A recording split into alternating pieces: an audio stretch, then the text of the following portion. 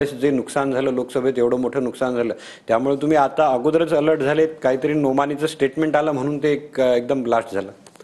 नाही असं आहे की आम्ही अलर्ट तर होतोच, पण या स्टेटमेंट नंतर आणि त्या पत्रानंतर आणि त्या 17 मागण्यांनंतर आणि त्याचा सिक्वेन्स ऑफ इव्हेंट पाहिल्यानंतर आमच्या लक्षात आलं की लोकसभेसारखं पुन्हा अल्पसंख्याकांमध्ये जिहाद हा शब्द वापरून संपूर्णपणे धार्मिक नेत्यांचा वापर करून मशिदींचा वापर करून त्या ठिकाणी हे पुन्हा पोलरायझेशन करण्याचा प्रयत्न करतायत. अशा वेळी आमचे कर्तव्य बनतं की इतरांना आम्ही सजग केलं पाहिजे, कारण मुठभर लोकांचे असले चोचले पुरवून की दंगलीतले सगळे खटले परत घ्या असले चोचले पुरवून जर सरकार एखादं निवडून आलं तर ते सरकार त्यांच्याकरताच काम करेल, त्यांच्याच इशाऱ्यावर नाचेल. आणि एक व्हिडिओ जो तुम्ही दाखवला नाही, मी तुम्हाला देतो, तुम्ही नंतर दाखवा. हे संविधानाबद्दल इतकं बोलतात आणि हे सज्जाद नोमानी त्या व्हिडिओमध्ये म्हणतायत की बीजेपी को जो वोट देता है या साथ देता है उसका दाना पानी बंद करो, उसका सोशल बायकॉट करो.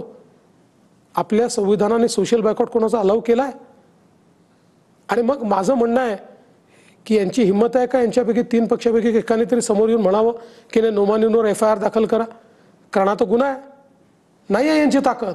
पण असंही होऊ शकतं ना, पोलरायझेशनचा आरोप तुमच्यावरही होऊ शकतो. तिकडून ते बोलले म्हणून तुम्ही इकडून बोलले, कटेंगे बटेंगे. मी तुम्हाला याच्यावर तो विरोधकही बोलायला लागले. एक बाईट आम्ही तुम्हाला दाखवतो बघा, तुमच्यावरही ते आरोप करतायत. देवेंद्र फडणवीस, तुम्हाला धर्मयुद्धाचा अर्थ कळतो? तुम्ही सरळ सरळ या देशामध्ये, या महाराष्ट्रामध्ये दंगलीला प्रोत्साहन देतात. आणि मोदीजी तुमचा हा चेला चपाट्या, तुम्हाला वाटतंय की यांनी बरंच काय काय केलंय, काही केलेलं नाहीये, आगी लावतोय.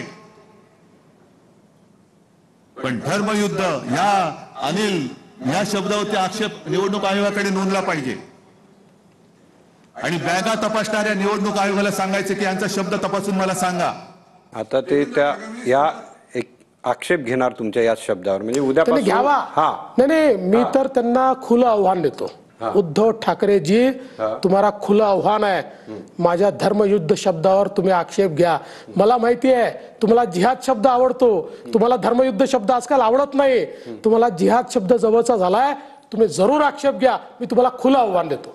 नाही पण ते बोलतात तुम्ही दंगली भडवता. नाही खुलं आव्हान आहे ना माझं, द्या ना, त्यांनी करावं ना. त्यांनी खुलं, त्यांना बघा पुन्हा कशी परिस्थिती आहे. सज्जाद नोमानींनी दंगलीतले खटले मुसलमानांचे परत घ्या म्हटलं. त्यांनी सांगितलं जे भाजपला मदत करतात त्यांच्यावर सोशल बायकॉट करा. हे दंगली नाही आहेत, त्याच्यावर बोलत नाहीत, त्याच्यावर बोलत नाहीत. कारण आता ते हिंदू हृदय सम्राट शिवसेना प्रमुख बाळासाहेब ठाकरे यांचे सुपुत्र राहिले नाहीत, ते जनाब बाळासाहेब ठाकरेंचे सुपुत्र झाले आहेत. हा त्यांचा प्रॉब्लेम आहे. त्यांनी